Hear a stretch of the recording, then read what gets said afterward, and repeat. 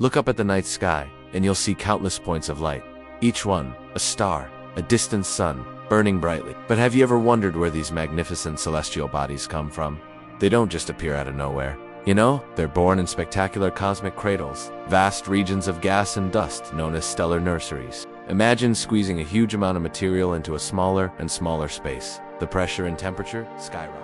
It's not quite a star yet, but it's on its way. Think of a stellar nursery like a cosmic cloud factory. The outward pressure from the fusion energy perfectly balances the inward pull of gravity, and our new star settles into a long, stable phase of its life, burning brightly and steadily. This is what we call the main sequence phase, where most stars, including our own sun, spend the majority of their existence. These clouds aren't made of water vapor like the ones here on Earth. Stellar nurseries often give birth to entire families of stars, forming beautiful star clusters. You're seeing the very places where future suns are being forged, where the raw materials of the universe are transformed into the dazzling lights that illuminate our galaxies. Each star, a unique entity, born from the same vast cloud, and destined to embark on its own cosmic journey. They are truly where stars are born, and where cosmic dreams take flight.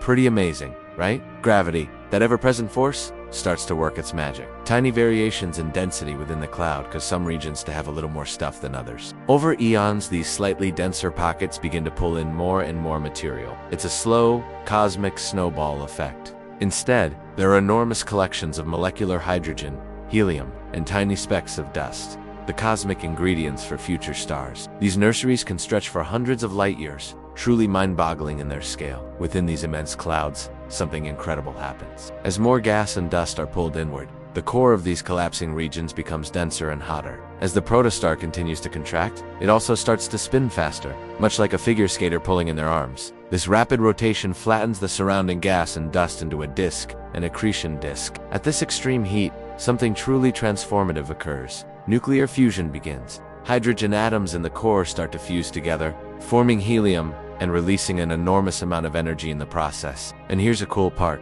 Sometimes, powerful jets of material are blasted out from the poles of the protostar. These are like cosmic exhaust pipes, clearing away some of the remaining gas and dust. The real magic happens when the temperature and pressure in the core of the protostar reach critical levels. We're talking millions of degrees Celsius. And just like that, a star is born. What's even more fascinating is that stars rarely form alone. So, the next time you gaze at a stunning image of a nebula, those vibrant cosmic clouds of gas and dust, remember that you're re-looking at a stellar nursery? From the tiniest specks of dust to the colossal forces of gravity and nuclear fusion, stellar nurseries are a testament to the universe's incredible ability to create and renew.